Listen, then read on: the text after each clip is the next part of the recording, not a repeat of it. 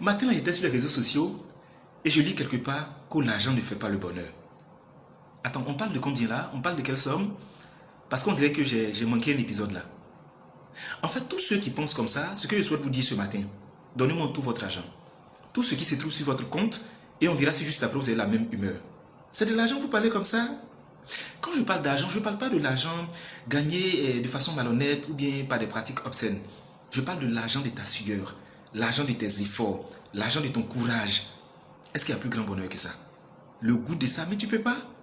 Tu peux pas. Attends, je vais te parler un peu de la pauvreté et je vais te parler un peu de la galère.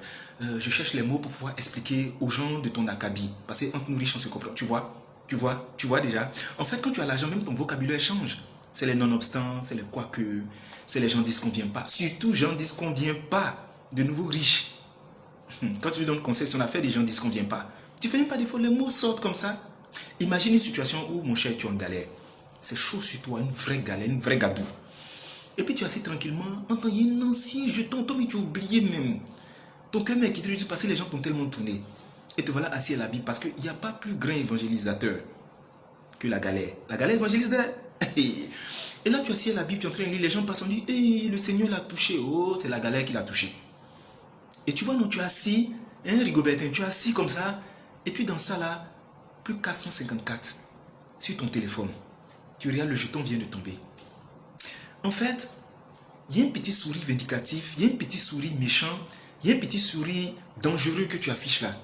Pour dire, vous qui m'avez négligé, vous allez me sentir. Ou bien il y a un vieux compte comme ça que tu avais il y a longtemps. Un compte même qui est au découvert, qui est au rouge, carrément, tu n'as jamais déposé quelque chose là-bas. Il y a poussière dessus.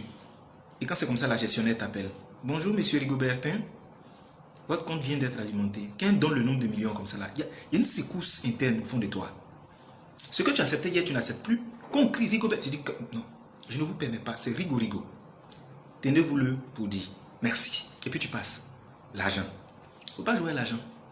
Tu sais, quand tu as l'argent, tu n'as pas faim. Tu es là comme ça.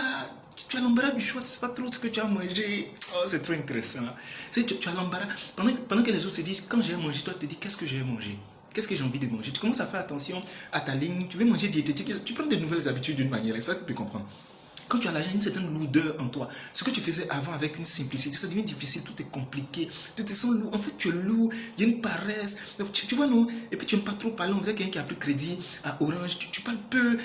Et puis tu calcules tout sous l'angle des dépenses d'une manière là. Quand les gens sont stressés, ils sont dit, hey, comment on fait? Toi, tu es là. C'est combien? Je dis tout pour toi là. C'est une affaire d'argent. Est-ce que tu comprends? En fait, je vais vous dire un truc. L'argent, c'est comme un élargisseur de caleçon pour certaines filles. Quand ils entendent, quand l'argent parle comme ça là, les caleçons descendent seuls, on dirait ça les flotte. L'argent. Tu sais, l'argent, ça peut transformer un adepte bébé en un fan inconditionnel de Claude Barzotti. Le même gars macho, compliqué, bizarre là. Quand tu as l'argent, le gars devient tendre, attentionné, il devient doux. Ça dit même quand tu pètes, tu fais, chérie, j'espère que tu n'as pas mal. Hein? Ça va? Ça va? Attends, tu veux que j'appelle le proctologue? Tu as vu? Tu connais pas proctologue? Ça veut dire que tu n'as pas l'argent. Et quand c'est comme ça, c'est trop doux, c'est trop intéressant. En fait, je vois souvent des gens qui sont en galère, qui n'ont rien, qui disent vraiment je suis humble. Mon frère, tu n'as pas le choix. L'humilité que tu affiches là, c'est pas une décision, c'est une obligation. Le vrai humble, c'est celui qui a tous les moyens, qui reste la même personne. Est-ce que tu vois? Donc je tenais vraiment à parler de l'argent. Il faut qu'on se batte dignement pour avoir notre argent. Il faut vraiment qu'on cherche notre argent. Parce que l'argent, c'est important. Il y a des phrases comme ça qui passent souvent sur Internet qui découragent les gens. Non, non, non, non, non. Cherche ton argent du mieux que tu peux, de façon très digne. Et avant de terminer la vidéo, je tiens comme d'habitude à donner quelques conseils. Conseil numéro 1, que l'argent soit ton serviteur, mais que l'argent ne soit jamais ton maître. Est-ce que tu vois? Conseil numéro 2, cherche dignement ton argent. Et profite de ton argent parce que tu n'as qu'une seule vie. De façon en tout cas très sage et intelligente, mais fais-toi plaisir par moment. Conseil numéro 3, fais bénéficier des autres de ton argent. Parce qu'il n'y a pas plus grande tristesse que d'être content seul. Est-ce que tu vois? Aide, donne comme tu peux, dans la mesure du possible. Ne sois pas avare, fesse-mature, et puis vraiment peindre tout ça, c'est pas bon. Parce qu'à la fin, quand ils vont t'enterrer, ton coffre-fort ne montera pas à toi dans le corbillard. Et dernier conseil, gros bisous à toi. Et surtout profite de cette journée-là. Que Dieu te garde. Bye.